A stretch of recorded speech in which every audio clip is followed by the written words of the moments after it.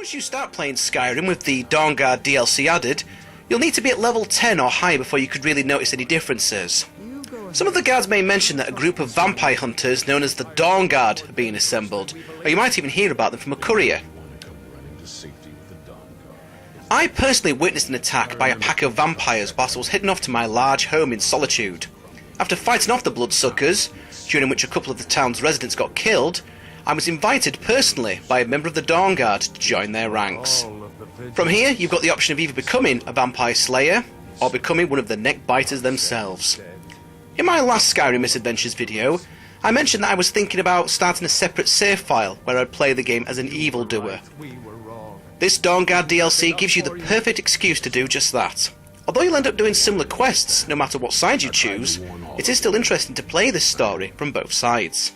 Playing as Oriel Threepwood, my level 55 Redguard warrior dressed head to toe in badass dragon armour, I chose to join the Dawnguard and ended up ploughing through the game in about 8 hours. It's entirely possible that I was too powerful for the game. However, playing the game as a lower level dark elf named Lord Nagarsel and joining the Vampire Lords, well, this has taken me considerably longer to get through, and I'm still playing through it now as I'm doing this review. Some of the new caves and caverns that you get to explore in the Dawnguard expansion are certainly good to look at, but these do become somewhat puzzling to navigate, which is somewhat unexpected after most Skyrim dungeons provided you with a quick way out via a secret back door after you'd reached the end of them. Having to retrace your steps and go back out the way you came seemed a little odd. Also, if you haven't got the candlelight spell, then I seriously suggest you get that before you start playing the game. Some of these caves and caverns are pitch black inside. It also doesn't help matters that the clairvoyance spell seems to be completely useless at times and will lead you straight into a solid wall. What? There are some great battle scenes and storylines to play through here. You'll get to finally encounter the snow elves, and not just the hideously deformed farmers that you've come across previously. You can take a trip to the Soul Cairn, where you can pick up a zombie horse and a zombie dragon as allies, after you've done battle with the zombie dragon, that is. And at one point you'll find yourself on a frozen lake taking on 2 dragons at once, which dive bomb through the ice and back out again to try and get you. Although it was fun playing as a vampire hunter, the new weapons and armour provided by the Dawnguard weren't really as powerful as the ones I already had. I suppose that's my own fault really for getting up to level 100 in smithing. I did enjoy using the new crossbow weapon though, eventually when I went on quests to improve the weapon and to obtain exploding fire, ice and shock bolts for it. You can also hire an armoured troll to accompany you on your quests, and although these brutes are quite stupid, they more than make up for that with their sheer strength. One good thing about being at level 100 already was that I could jump in and make myself some of the new dragon bone weapons that this expansion offered. One of the first things I did was to pop over to Whiterun and visit the Skyforge so that I could make myself a dragon bone sword and a bow with some arrows. And these are even more powerful than the Daedric ones. I knew there'd be a good reason to keep all the dragon bones and not to sell them. I also made a visit to Riften to meet the new addition of the Ragged Flagon, a woman who can change your appearance for a fee.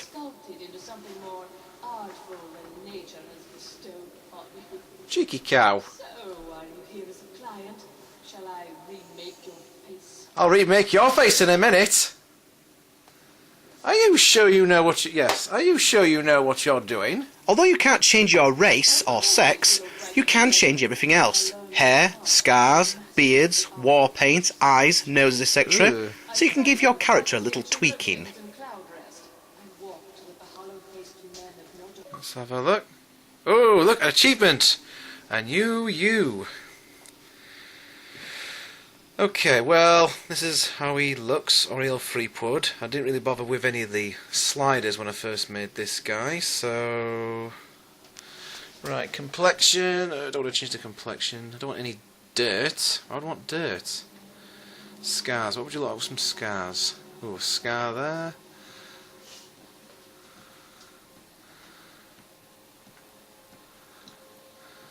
Not too many scars. I don't want to make it look like I get beaten up all the time.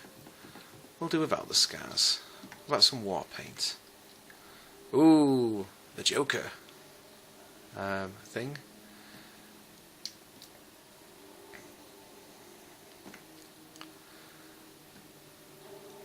I've got a hand smudge across my face. Ooh, skeleton. Why are you so serious?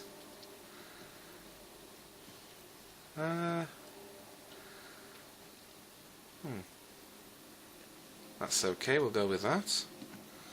And what colour? White? Ooh, blood. We'll go with that, that looks pretty good. Okay. Face. I can change your nose. Can you give me... Yes, give me a smaller nose. My nose is too big, it keeps squashing. I keep squashing it against my helmet. Those eyes. I've been smoking a whole bunch of crack. Oh god, that is scary. No. Keep the eyes as they are, I think.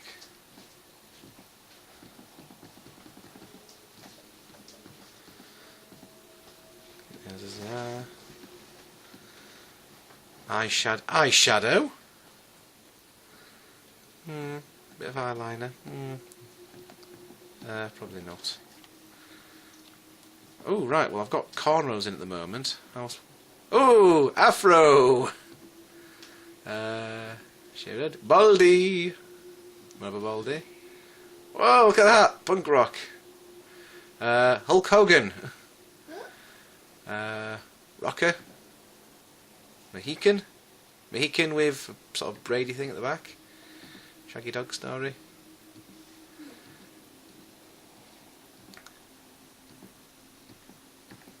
Good lord. I think I'll just go back to the cornrows if it's all the same with you.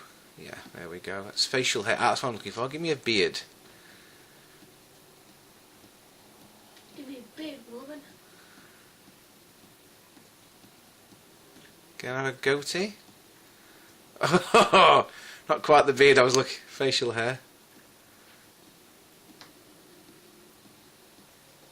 Oh, mutton chops. Ah, that's more like it. Oh, no, it's a bit too much. Oh, that's far too much. Yeah, I don't want to go that far. Full on beard there. Whoa! Hi ho!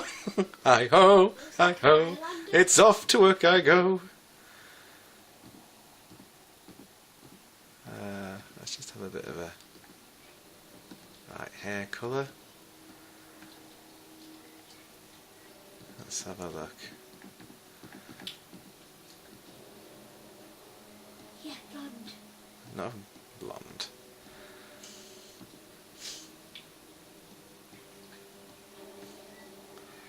That looks pretty good. Whoa! I'll tell you what, we will go with... Yeah, we'll go with that. Right. Okay, done. Finished. Hey, I'm a new man. That took a bit longer than what I expected. I've never been a sellsword. Yes, Mjol. Never traded my skills for pay.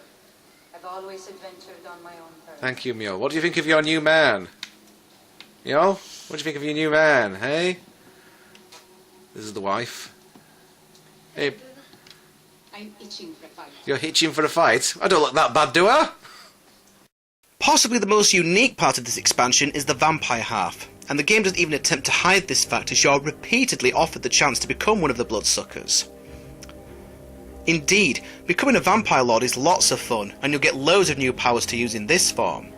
You can float around, transform into a cloud of bats, summon gargoyles to fight for you, drain the life out of your unfortunate victims, raise the dead, and of course feed on people. It's a lot more varied than being a werewolf, and it's got its own perk tree to boot. However, if you're a member of Team Jacob and would rather remain a werewolf, don't worry, the hairy ones have now got their own perk tree as well. I'm just surprised that there isn't a storyline in the game where the vampires have to fight against the werewolves. However, being the vampire lord has some of the same problems as being a werewolf. You can't open doors, you can't use any of the items you're carrying, and you can't talk to anyone. So you'll often find yourself switching from one form to another just to complete the simplest of tasks. Ultimately, the big question is whether Dawnguard is worth getting. My answer to that is a resounding yes, because at the end of the day, the expansion is giving you even more things to do in the land of Skyrim, and that can only be a good thing. Dawnguard is nowhere near as large as the Shivering Isles, which is its Oblivion expansion pack equivalent, but then again it isn't as expensive either. Besides, I get the impression that there are more expansion packs to come in the near future. It's a shame that the PS3 owners aren't getting a chance to play this at the moment due to some technical difficulties, but hopefully Bethesda will be able to resolve these sooner rather than later. In summary, Dawnguard gets a resounding thumbs up from the Big Daddy D. Now, if you'll excuse me, I need to go and stock up on garlic and crossbow bolts. Goodbye. Beware, coward.